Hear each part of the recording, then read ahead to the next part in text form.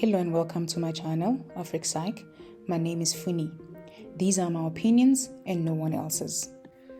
So, about a year after my emergency surgery, still gaining weight, mind you, at a very rapid speed, I went to see my gynecologist for my yearly checkup, your pap smears and stuff. Ladies, do not just do a pap smear, but also include a sauna to check your ovaries.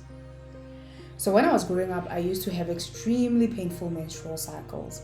I dreaded having my periods.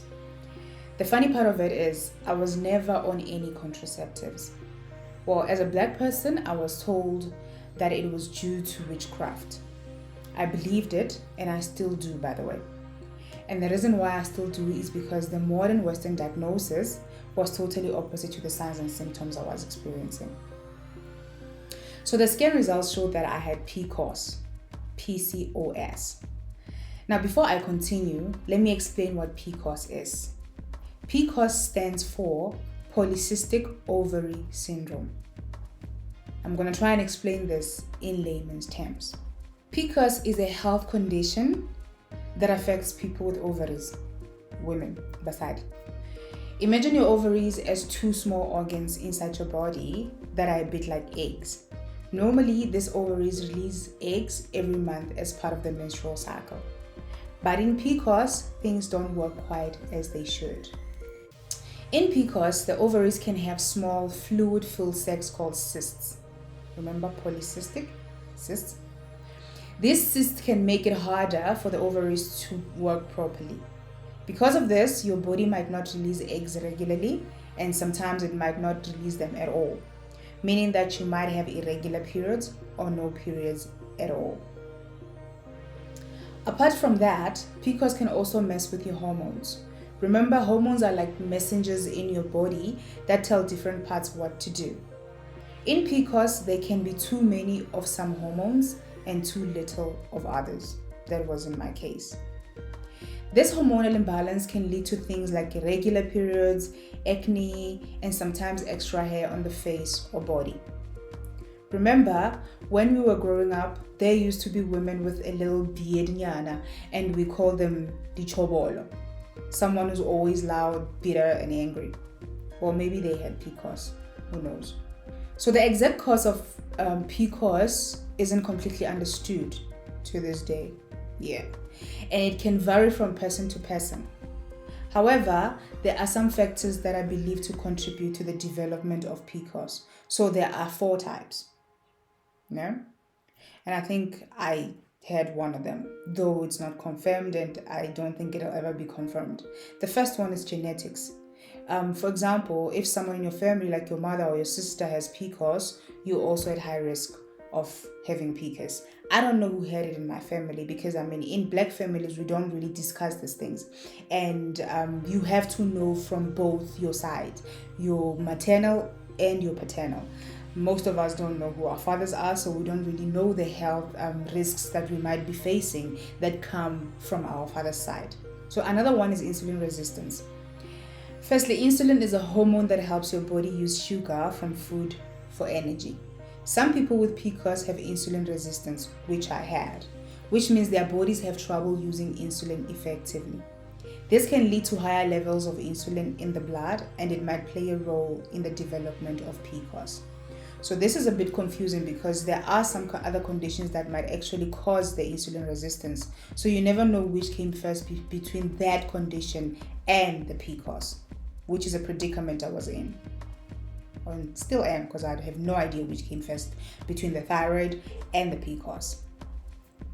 Another one is hormonal imbalance. PCOS is associated with an imbalance in certain hormones, particularly increased levels of androgen. Androgen is a male hormone. Imagine having higher androgen levels as a woman, such as testosterone. This imbalance can affect the normal functioning of the ovaries. The last one is inflammation. Chronic inflammation in the body may also be linked to PCOS. Inflammation is the body's response to injury or infection.